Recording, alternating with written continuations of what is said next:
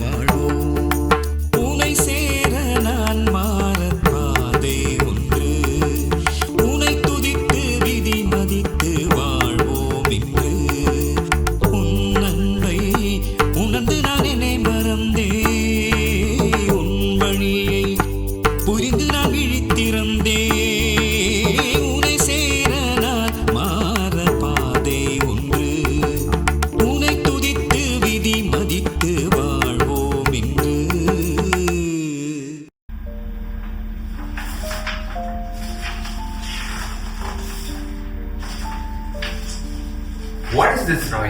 What's wrong with you? உங்களுக்கு கொஞ்சம் கூட சென்ஸ் இல்ல, அறிவு இல்ல. எப்படியா அந்த ப்ராஜெக்டை முடிக்கிறது? போய் வேற பண்ணிட்டு வாங்க. எவ்வளவு எரர்ஸ். வெளியில போங்க. அவரை கூப்பிடுங்க. சாரிங்க, ஏதோ ஒரு கோவத்துல பேசிட்டேன், மனசுல எதுவும் வச்சுக்காதீங்க. அந்த வேலையை கொஞ்சம் முடிச்சிருங்க ப்ராப்பரா. இனி இந்த மாதிரி எரர்ஸ் நடக்காம பார்த்துக்கோங்க. சாரி. தினம் தினம் நம்மளுடைய வார்த்தைகளால் எத்தனை பேரை சாகடிச்சிருக்கோம், எத்தனை பேரை கொண்டு இருப்போம்.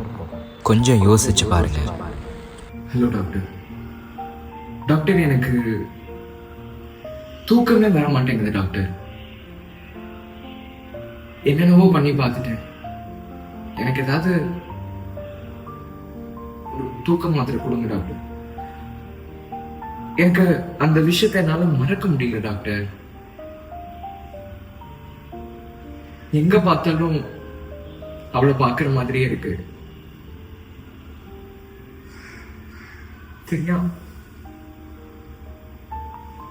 தெரியாம இல்ல, தெரிஞ்சேதான் பண்ணேன். பட் ஊர்ல சொசைட்டி பெண் குழந்தை எதுக்கு, நம்ம பிறந்த ஆம்பளை தான் பிறக்கணும்னு ஃபோர்ஸ் பண்ணி அபார்ட் பண்ண வச்சிட்டாங்க.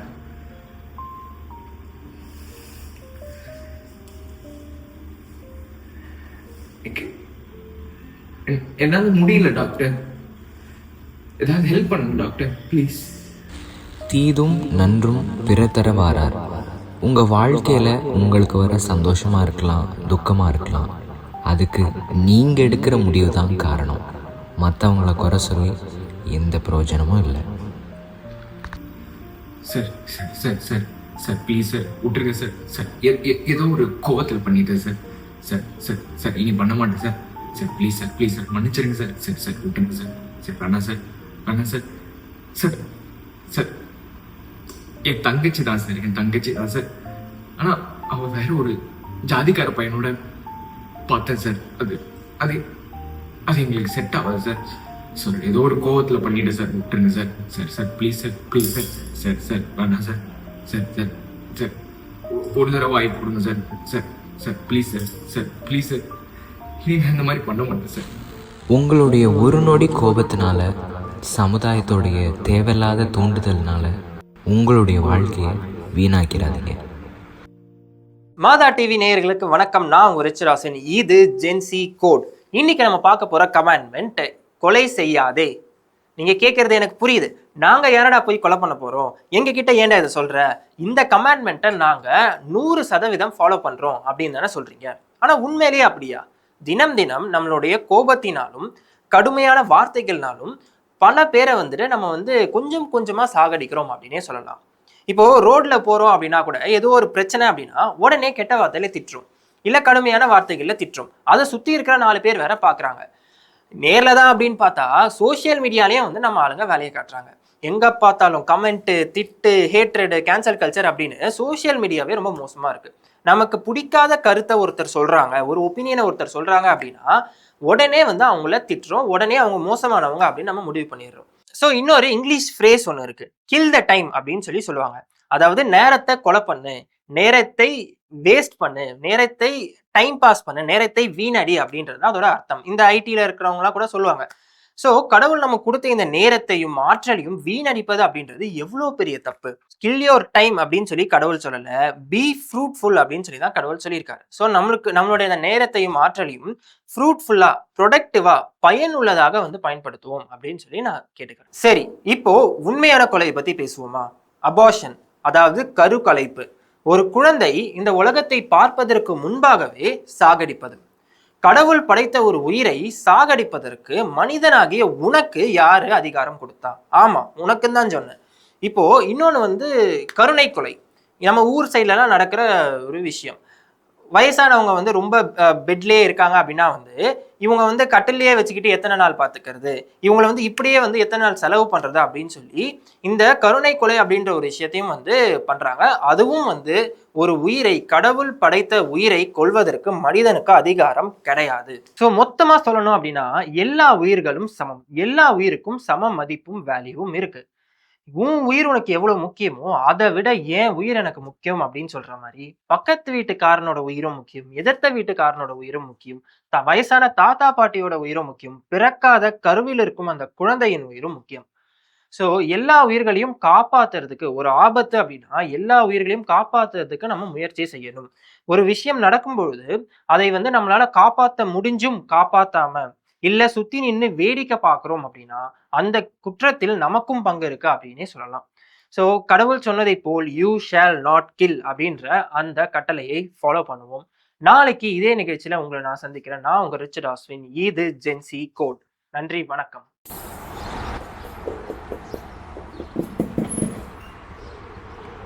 6 நாளாக பார்த்துன்னு இருக்கேன். என்ன கதை? அவன் பேர் விக்ரம். அவங்க அப்பாவை ஹாஸ்பிட்டலில் அட்மிட் பண்ணியிருக்கான். பேங்க்லேருந்து எல்லா காசையும் எடுத்துட்டான். எப்படியோ 2-3 லட்சம் தேரும். ஐடியில் வேலை செய்கிறானோ? போலீஸ். போலீஸா? போலீஸ்கிட்ட பிறத்துட லூஸா நீ? ராயன்கிட்ட மாட்டி சாகிறத விட இவங்கிட்ட ட்ரை ஆச்சு பண்ணுவோம். சரி, எப்போ?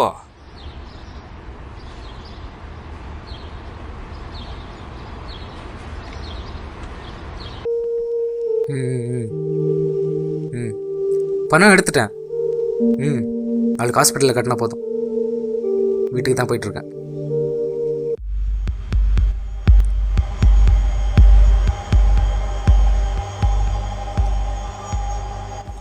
ரூத், நான் கூப்பிடுறேன்.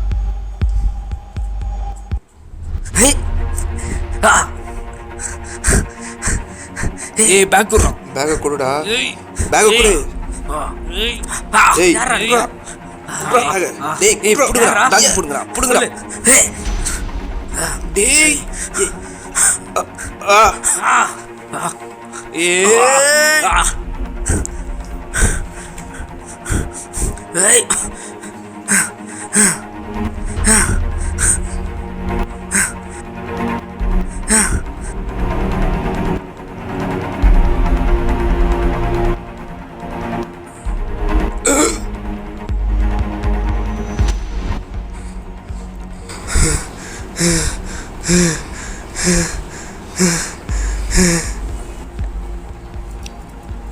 மெர்வின் மெர்வின் டேய் டேய் எந்திரா மெர்வின் மெர்வின் ஏய் சாரா சாரா டேய் மெர்வின் எந்திரா எந்திரா டேய் டேய் டேய் எந்திரா டேய் சாரா டேய் டேய் இல்லை ஆம்புலன்ஸ், மெர்வின் இங்கே யாரோ கத்தியில் குத்திருக்காங்க, கொஞ்சம் சீக்கிரம் வாங்க. மெர்வின் மெர்வின் சாரா தெரியாமல் பண்ணிட்டான்டா எந்திரா மெர்வின்.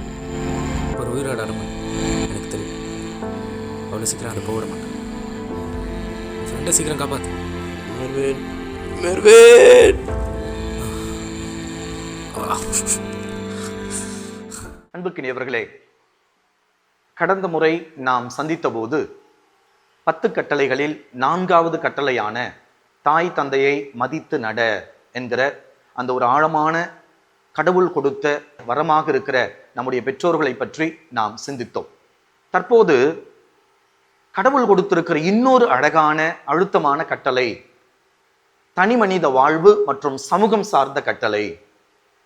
5வது கட்டளையாக கொலை செய்யாதே என்கிற கட்டளையை நாம் சிந்திக்க போகின்றோம். சமுதாயத்தில் நாள்தோறும் நடக்கும் பல்லாயிரக்கணக்கான படுகொலைகளை பற்றி நான் சொல்லித்தான் உங்களுக்கு தெரிய வேண்டும் என அவசியம் இல்லை. நம் கண்முன்னே ஒவ்வொரு நாளும் கொலைகள் நடந்து கொண்டுதான் இருக்கின்றன. உலகம் முழுவதும் பல திசைகளில், பல நாடுகளில், பல இடங்களில் ஒருவர் மாண்டு கொண்டே இருக்கிறார், ஒருவர் கொல்லப்படுகிறார். அங்குமிங்குமாக ஒவ்வொரு நாளும் கொலைகள் நடந்து கொண்டேதான் இருக்கின்றன. பார்க்கும் இடமெல்லாம் பயங்கரவாதம் இன்றைக்கு நிரம்பி போயிருப்பதை நாம் எல்லோரும் ஏற்றுக்கொள்ள வேண்டும். காட்டிலே விலங்குகளை சூறையாடுவதைப் போல, காட்டிலே விலங்குகளை வேட்டையாடுவதைப் போல சக மனிதர்கள் வேட்டையாடப்படுவதை நாம் எல்லோரும் அறிவோம். இன்றைக்கு தொலைக்காட்சியினுடைய செய்தியை பார்த்தாலும் சரி, அல்லது செய்தித்தாள்களை புரட்டினாலும் சரி, பக்கத்துக்கு பக்கம் கொலைகளை பற்றிய செய்திகள் வந்து கொண்டுதான் இருக்கின்றன. பயங்கரவாதத்தை பற்றிய செய்திகள் வந்து கொண்டுதான் இருக்கின்றன.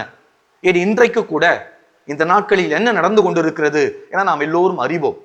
போர் என்கிற போர்வையிலே கொத்து கொத்தாக அப்பாவிகள் கொல்லப்படுகிறார்கள். எதை வைத்தும் போரை நியாயப்படுத்த முடியாது.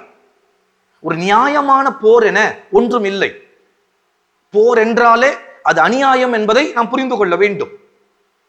போரிலே நான் எதற்காக சண்டை போடுகிறேன், நான் பயங்கரவாதத்தை ஒழிப்பதற்காக இந்த சண்டை நடைபெற்றுக் கொண்டிருக்கிறது, தீவிரவாதம் இல்லாமல் செய்வதற்காகவே இந்த சண்டை நடைபெற்றுக் கொண்டிருக்கிறது என நியாயப்படுத்தினாலும் கூட இதில் கொத்து கொத்தாக ஒவ்வொரு நாளும் இறந்து போவது அப்பாவி மக்கள், குழந்தைகள், பள்ளி பிள்ளைகள், பெண்கள், ஆதரவற்றவர்கள். இந்த போரினால் கொலை மட்டும் நடப்பதல்ல, பல குடும்பங்கள் சின்னாபின்னமாகி போய்விடுகின்றன. பல குடும்பங்கள் சொந்த இடத்தை இழந்து, சொந்த வீட்டை இழந்து, சொந்த தேசத்தை இழந்து அகதிகளாக, நாடோடிகளாக அவர்கள் நாடு கடந்து போவதை நாம் பார்க்க முடிகின்றது. ஆகவே இந்த 5வது கட்டளையான கொலை செய்யாதே என்கிற இந்த கட்டளை வெறுமனே ஒரு தனி மனித வாழ்வு சார்ந்தது மட்டுமல்ல, இது சமூகம் சார்ந்ததும் கூட.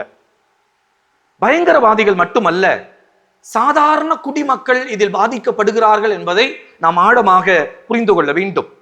பணத்துக்காக, சொத்துக்காக, பகைமைக்காக இன்றைக்கு கொலைகள் நடந்து கொண்டிருக்கின்றன. ஈவு இரக்கமின்றி மக்கள் கொல்லப்படுகிறார்கள். ஒரு மனித உயிரின் விலை வெறும் 100 ரூபாயாக மாறி போயிருக்கிறது. கடந்த நாட்களில் ஒருவன் கொலை செய்தான். அந்த கொலை செய்ததற்கான காரணத்தை தேடுகிறார்கள்.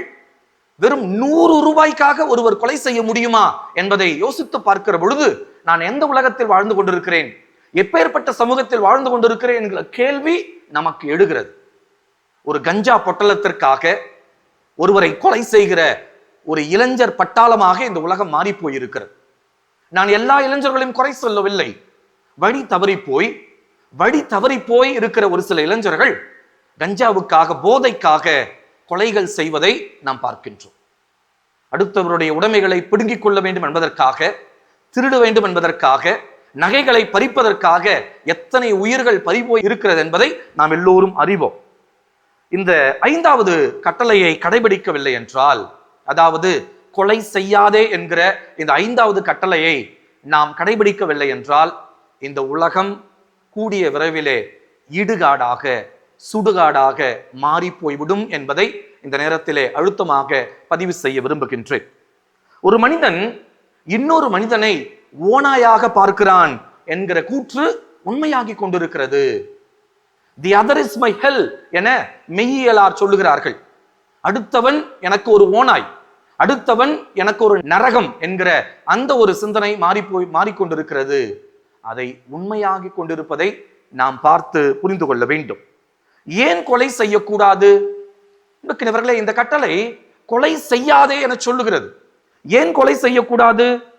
ஒன்று, கடவுள் ஒருவரே மனித உயிரின் முதல்வரும் அவர்தான் உரிமையாளரும். இந்த உயிருக்கு சொந்தக்காரர் கடவுள்.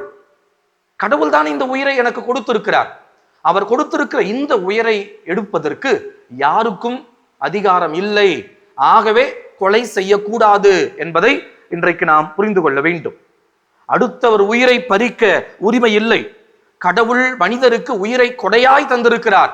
கடவுள் தந்திருக்கிற கொடையை நான் பிடுங்கிக் கொள்வதற்கோ எடுத்துக் கொள்வதற்கோ யாருக்கும் உரிமை இல்லை. ஆகவே கொலை செய்யக்கூடாது. இரண்டாவது, மனிதரை கடவுள் தமது சாயலாக படைத்துள்ளார். மனித உயிர் புனிதமானது. மனித ரத்தம் உயிரின் மூலம். எனவே எவரும் மற்றவருடைய ரத்தத்தை சிந்தக்கூடாது என விவிலியம் மிக தெளிவாக சொல்லுகின்றது. தொடக்க நூல் புத்தகம் 9ஆம் அதிகாரம் 6வது வசனத்திலே, மனித ரத்தத்தை எவன் சிந்துகிறானோ அவன் தண்டிக்கப்படுவான், சபிக்கப்படுவான் என வேதம் மிக அழகாக சுட்டி காட்டுகிறது. ஆகவே கடவுள் கொடுத்திருக்கிற இந்த உயிர் புனிதமானது. அந்த உயிரை எடுப்பதற்கு யாருக்கும் அதிகாரம் இல்லை. ஆகவே கொலை செய்யக்கூடாது. மூன்றாவது, ஒவ்வொரு மனிதரும் தனித்தன்மை உடையவர். Every individual is an unique person. ஒவ்வொரு மனிதருமே தனித்தன்மை உடையவர்.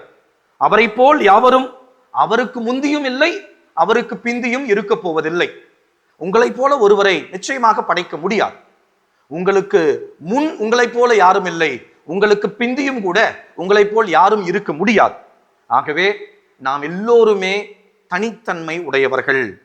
மனிதர்களை மட்டும் கடவுள் அவருடைய சொந்த நலனுக்காக படைத்திருக்கிறார். கடவுள் தன்னுடைய நோக்கத்திற்காக நம்மை படைத்திருக்கிறார்.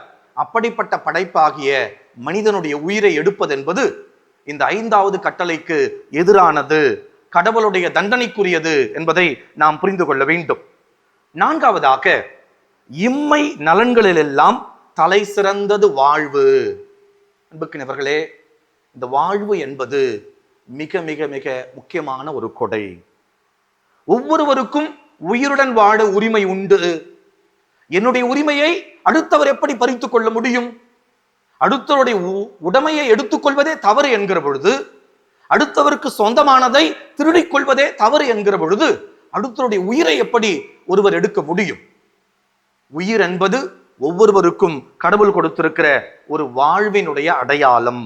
இந்த அடிப்படை உரிமையை சட்டங்கள் பாதுகாக்க வேண்டும், திரு அவையும் பாதுகாக்க வேண்டும், நாம் எல்லோரும் பாதுகாக்க வேண்டும் என்பதற்காகவே இறைவன் இந்த 5வது கட்டளை ஆகிய கொலை செய்யாதே, எல்லோரையும் மாண்புடன் நடத்து, எல்லோரையும் மதித்திடு, எல்லோரையும் பாதுகாத்திடு, எல்லோரையும் பராமரித்திடு என சொல்லி இறைவன் நம்மை அழைக்கின்றார்.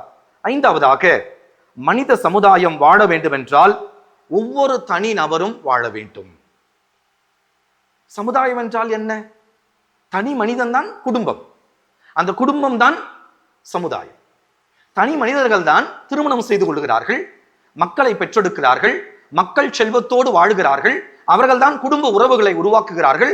அந்த குடும்பங்கள் இணைந்ததுதான் சமுதாயம், பல சமுதாயங்கள் இணைந்ததுதான் ஒரு தேசம், பல தேசங்கள் இணைந்ததுதான் இந்த பிரபஞ்சம், இந்த உலகம். ஆகவே ஒரு தனி மனித உயிர் என்பது உலகத்தினுடைய பிரபஞ்சத்திலே மிக முக்கியத்துவம் வாய்ந்தது என்பதை இன்றைக்கு இறைவன் புரிந்து கொள்ள நம்மை அழைக்கிறார். மனித சமுதாயம் வாழ வேண்டும் என்றால் ஒவ்வொரு தனி நபரும் வாழ வேண்டும். எவரும் மற்றவரை தம் சொந்த அதிகாரத்தால் கொள்ள முடியாது என்பதை புரிந்து கொள்ள இந்த அற்புதமான கட்டளை நம்மை அழைக்கிறது. அன்புக்குரியவர்களே, தற்கொலை செய்து கொள்ளலாமா? கொலை செய்யக்கூடாது. கொலை செய்வதென்பது இந்த 5வது கட்டளைக்கு எதிரானது என்பதை இவ்வளவு நேரம் சிந்தித்தோம். உங்களில் ஒரு சிலருக்கு இந்த கேள்வி எழலாம், தற்கொலை செய்து கொள்கிறார்களே, அதை பற்றி இந்த கட்டளை என்ன சொல்லுகிறது? அன்புக்கினவர்களே, தற்கொலைக்கு முயற்சிப்பதென்பது 5வது கட்டளைக்கு எதிரானது. கடவுள் கொடுத்திருக்கிற இந்த மாபெரும் கொடையாகிய உயிருக்கு எதிரானது. கடவுள் கொடுத்திருக்கிற இந்த வாழ்வுக்கு எதிரானது. தற்கொலை செய்து கொள்வது மட்டுமல்ல, தற்கொலை செய்து கொள்ளலாம் என மிரட்டுவதும், தற்கொலை செய்து கொள்வேன் என அடுத்தவர்களை அச்சுறுத்துவதும், தற்கொலை செய்து கொள்ளலாம் என யோசிப்பதும் இந்த 5வது கட்டளைக்கு, கடவுளுடைய திருச்சட்டத்திற்கு எதிரானது என்பதை நாம் புரிந்து கொள்ள வேண்டும். வாழ்க்கையில் தவறு செய்தவர்கள் தாங்கள் செய்த தவறுக்காக மனம் வருந்தி கடவுளுடைய மன்னிப்பை பெற வேண்டுமே தவிர தற்கொலை செய்து கொள்ளக்கூடாது. அன்புக்கினவர்களே, எப்பேற்பட்ட தவற்றை நாம் செய்திருந்தாலும், எப்பேற்பட்ட பாவத்தை நாம் செய்திருந்தாலும், இரக்கத்தின் தேவனாக இருக்கிற நம்முடைய கடவுள் நம்மை மன்னிக்கிறார், நம்மை ஏற்றுக்கொள்ளுகிறார், நம்மை அவர் அன்பு செய்கிறார், நம்மை அவர் அரவணைக்கிறார், அவர் நம் மீது இரக்கத்தை காட்டுகிறார். ஆகவே வாழ்க்கையில் தவறு செய்தவர்கள் தற்கொலை செய்து கொண்டு தன்னை மாய்த்து கொள்ள வேண்டும் யோசிப்பதை விட, மன்னிப்பின் தேவனிடத்திலே, இரக்கத்தின் தேவனிடத்திலே, நமக்காகவே சிலுவையில் தொங்கிக் கொண்டிருக்கிற அந்த தேவனிடத்திலே சரணாகதி ஆகிற பொழுது, மன்னிப்பு வேண்டுகிற பொழுது, இரக்கத்தை நாடுகிற பொழுது, கடவுள் தன் திரு ரத்தத்தால் கழுவி நம்மை தூய்மைப்படுத்துகிறார், நமக்கு ஒரு புது வாழ்வை தருகிறார். அதை விளக்கிச் சொல்வதுதான் இந்த அற்புதமான 5வது கட்டளை. தற்கொலை செய்து கொள்வது தவறு, அது 5வது கட்டளைக்கு எதிரானது என்பதை சிந்தித்தோம். கருச்சிதைவு இன்றைக்கு மிகப்பெரிய ஒரு சவாலான ஒன்று. குறிப்பாக கத்தோலிக்க கிறிஸ்தவர்கள் கருச்சிதைவு செய்யலாமா, செய்யக்கூடாதா, செய்தால் அது பாவமா, அது எப்பேற்பட்ட பாவம் என்கிற பல குழப்பங்கள் நமக்கு உண்டு. கருச்சிதைவு செய்வது பாவம். தாயின் கர்ப்ப பையிலிருந்து தானாக வெளியேற முடியாத கருவை மனிதன் தலையிட்டால் வெளியேற்றுவது கருச்சிதைவு. அன்புக்கினவர்களே, மனித உயிரை பொறுத்த மட்டில் திருச்சபை மிகவும் பாதுகாப்பான நிலைப்பாட்டை எடுத்திருக்கிறது. நமது கத்தோலிக்க திருச்சபையை பொறுத்த மட்டில் கருச்சிதைவு என்பது எல்லா சூழ்நிலையிலும் பாவம் என்பதை நாம் புரிந்து கொள்ள வேண்டும். கருவுற்ற சினை முட்டையில் ஒரு மனித ஆன்மாவும் ஒரு ஆளுமையும் இருக்கிறது என்பதை நாம் புரிந்து கொள்ள வேண்டும். ஒரு சிலர் விதண்டாவாதத்திற்காக சில வேளைகளில் விவாதம் செய்வது உண்டு. கருவுற்று இருக்கிற அந்த முதல் மாதத்தில் இருக்கிற, அது முதல் வாரத்தில் இருக்கிற, அல்லது 10 நாட்கள் தான் கருவுற்றாகி இருக்கிறது, அப்படிப்பட்ட ஒரு குழந்தையைத்தான் நான், அந்த கருவைத்தான் கருச்சிதைவு செய்தேன் என சொல்லி ஒரு சிலர் விவாதிப்பது உண்டு.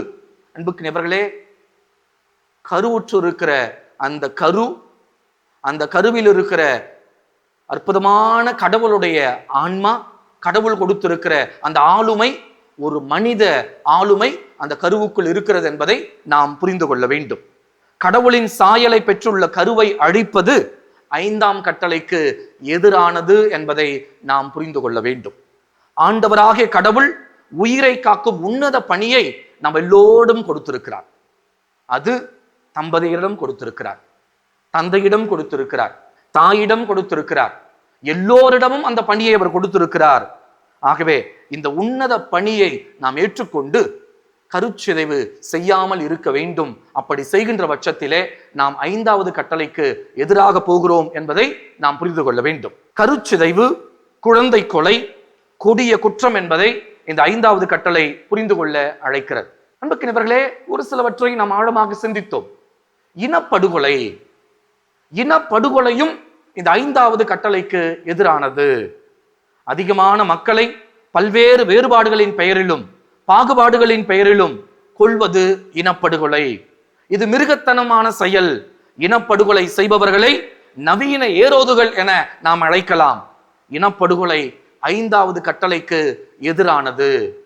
சுருக்கமாக சொல்ல வேண்டும் என்றால், உயிருக்கு எதிரானது எதுவோ அது 5வது கட்டளை மீறுகிற செயல் என்பதை நாம் புரிந்து கொள்வோம்.